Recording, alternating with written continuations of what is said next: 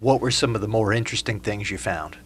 Well, we found that a tax credit of between $5,000 and $6,000 can accommodate the average private school. So, if we were looking at a voucher tax credit program, then the average private school would only be required to get a $5,000 or $6,000 tax credit or voucher, and that pales in comparison to what we're spending per student in North Carolina, which is around $9,300 a student. We also found that class sizes are relatively small.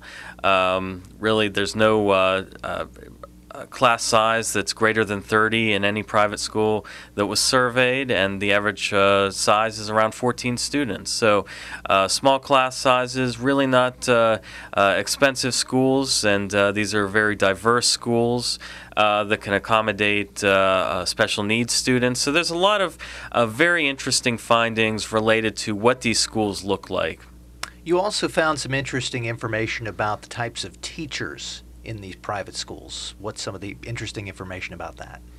Well, the average teacher salary is only around $26,000 a year, which is about $20,000 less than what the average teacher salary is in North Carolina. But more importantly, these teachers really make up most of the personnel in these schools. There isn't a whole lot of administrative staff in these schools. So these are really teacher-dominated schools. And these are teachers that don't necessarily have state certification. These are teachers that basically are hired for their skills in teaching and their knowledge of the subject matter, not because they have state certification or national board certification or any of that nonsense.